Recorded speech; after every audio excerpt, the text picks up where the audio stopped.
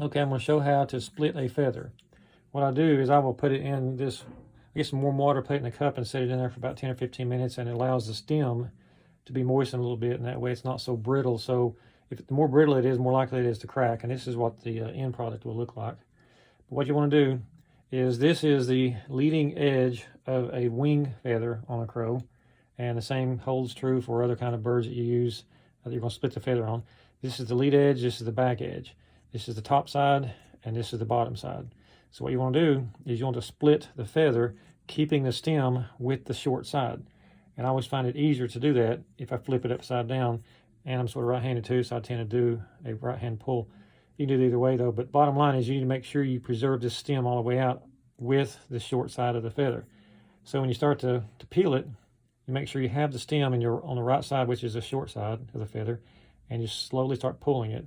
And you sort of try to get a feel to feel how much stem you have. You want to make sure you have stem. And like I said, if I feel like I'm having too much stem, then I'll try to pull a little bit more of the stem off. And you just keep pulling it like this. And this one turned out pretty good. If you get too much stem, that's no big deal.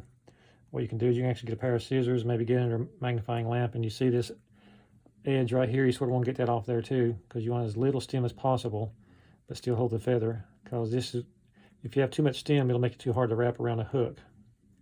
So the less of this stem you have, the better, but you got to have enough of it to keep the feathers intact. You try not to split it or break it off. So that's how you split a feather. Now you see the underside, you see the top side. Now when you actually tie it around the hook, you actually start by tying the small end to the hook first, and then you want the back side or the underside of the feather to face backwards. So in this feather here that I did earlier,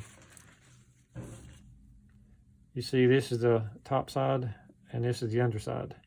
And the underside with face back on the hook will look like this is the hook. I actually want the back side, underside of the feather to face backwards. So you actually will be wrapping it in this direction, okay? But since this is the other wing, the other side of the bird, it'll be the opposite. This is the top side, and this is the underside of the feather. The underside always faces back. So I tie it off at the back of the hook from the small end and start wrapping it.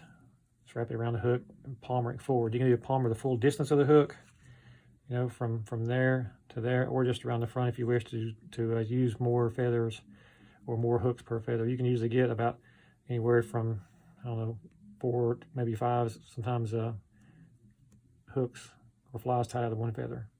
So that is how you split a feather. It takes a little bit of practice, but it always comes off of the wings of the bird, not the tail feather or the breast feather or anything else like it does with the chicken neck.